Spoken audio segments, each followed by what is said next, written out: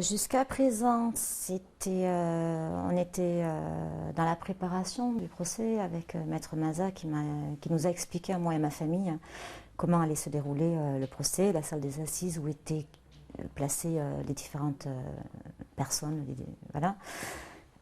Donc on était dans la procédure, dans la découverte d'un procès aux assises. Et ce week-end, il y a eu la fête des mamans.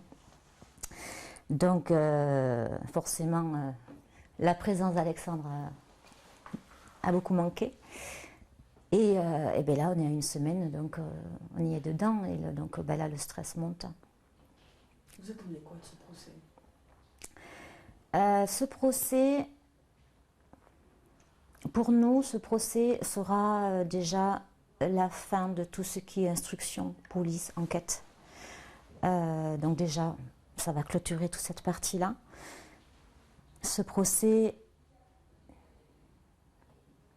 on va parler par rapport à Alexandre, ce procès, il faut que, à l'issue de ce procès, ils soient tous reconnus coupables. Ce qu'on en attend, c'est ça. Voilà. Ils ont tous joué un rôle dans la mort d'Alexandre et dans la découpe de son corps après. Il ne faut pas qu'il y en ait un qui puisse en sortir. Ils ont joué des rôles à des niveaux différents, mais pour nous, il faut qu'ils soient tous condamnés. Vous attendez la vérité, parce qu'il y a quand même encore beaucoup de zones d'ombre dans cette affaire. Est-ce que vous attendez que ce qui peut arriver dans un procès d'assises, que les accusés craquent?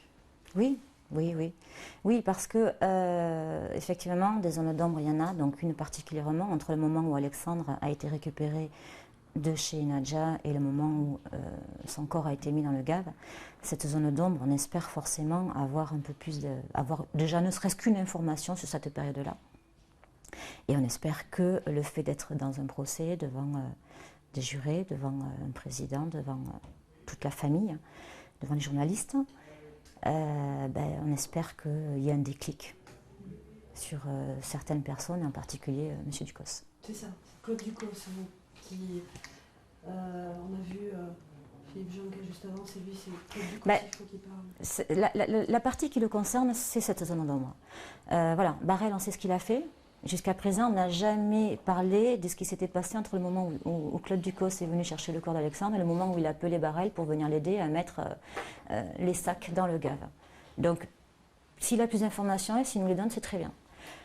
Et Nadja, elle a des informations, le lundi ça sera ça, le mardi ça sera autre chose. Camille dit être partie à partir du moment où Barrel a mis les premiers coups à Alexandre. Donc, tout ce qui est après, Camille n'est pas au courant. Voilà, juste ce qu'il dit. Le seul qui peut nous donner des informations sur ce qui s'est passé dans cette zone d'ombre, c'est Ducos. Donc forcément, on espère de Ducos. Puis il ne faut pas oublier que sur ces 4 personnes-là, pour nous, la tête pensante, celui qui a la tête sur les épaules, c'est Ducos. Là, mais pourtant, lui, il est dans la dénégation depuis le début. Sa stratégie, stratégie ou déni, on ne sait pas, c'est dire non, j'aurais jamais pu faire ça, c'est pas possible, etc. Il y a des éléments dans le dossier quand même. Vous pensez que là, il va y avoir ce déclic? On espère qu'il y ait ce déclic. Maintenant, avouer. Déjà, il a eu la stratégie. Je suis innocente, j'ai jamais vu ce gosse, ce gamin jusqu'à présent. Donc déjà, c'est pas, à mon avis, parce qu'il est dans une salle des assises qu'il va du jour au lendemain.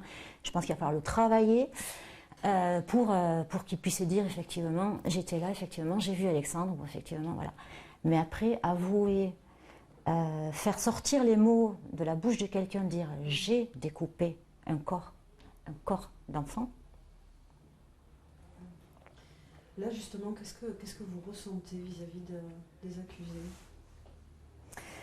Il y a ce mépris, cette haine, cette colère. Elle est, je crois, dans chacun d'entre nous, toute la famille, tout le monde, jusqu'aux cousins, cousines, tout le monde. Peut-être que je l'extériorise moins qu'avant parce que c'est pas ça qui va faire changer les choses. Voilà. Mais c'est toujours à l'intérieur de nous. C'est toujours. On peut pas. Jamais je ne prononcerai. Je leur pardonne. Jamais. Ça c'est clair et net que jamais ça viendra parce que je ne pardonnerai jamais. cette haine, cette colère, elle est là. Mais je ressens moins le besoin parce que ça ne va pas faire revenir Alexandre, ça ne va pas faire changer les choses. Et puis je pense que pendant un procès, c'est pas de hurler